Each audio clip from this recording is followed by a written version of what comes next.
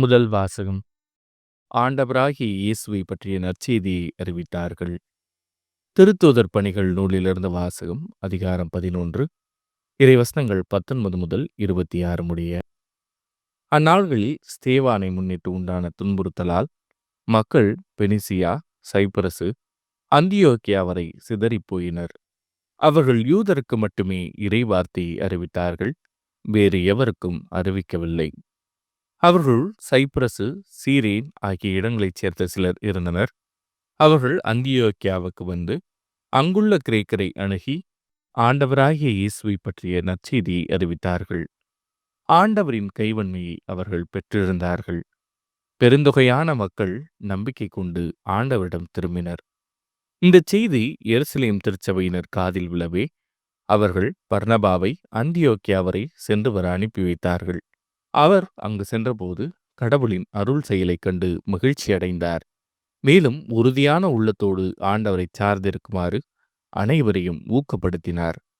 அவர் நல்லவர், தூய ஆவியால் ஆட்கொள்ளப்பட்டு நம்பிக்கை நிறைந்தவராய் பெருந்திரளான மக்களை ஆண்டவரிடம் சேர்த்தார். பின்பு சவுலை தேடி அவர் தர்சுநகர் சென்றார்.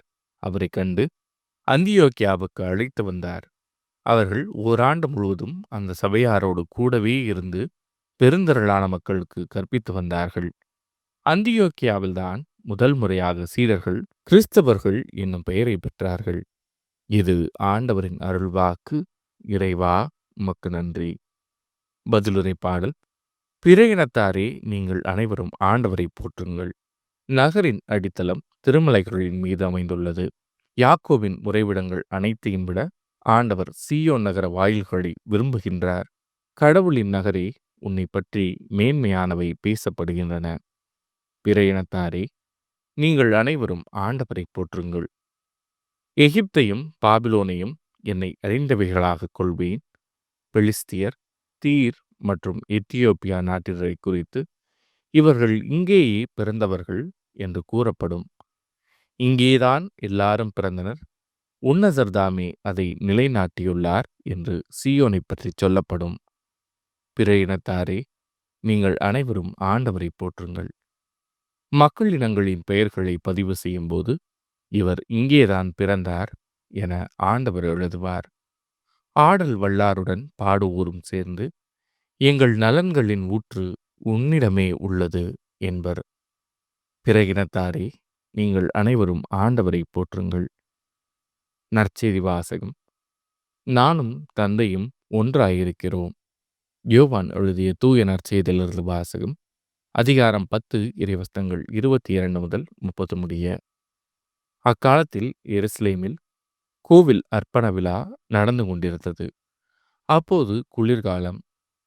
கோவிலின் சாலமோன் மண்டபத்தில் இயேசு நடந்து கொண்டிருந்தார். யூதர்கள் அவரை சூழ்ந்து கொண்டு, இன்னும் எவ்வளவு காலம் நாங்கள் காத்திருக்க வேண்டும்? நீர் மெசியாவானால் அதை எங்களிடம் வெளிப்படையாக சொல்லிவிடும் என்று கேட்டார்கள்.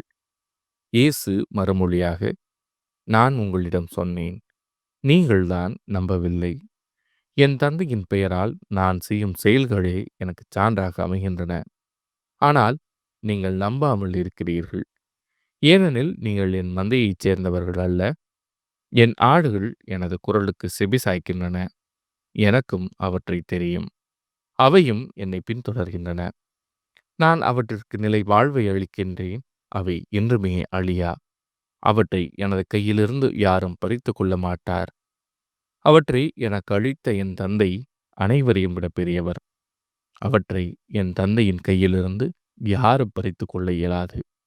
நானும் தந்தையும் ஒன்றாய் இருக்கிறோம் என்றார். இது ஆண்டவரின் அருள்வாக்கு.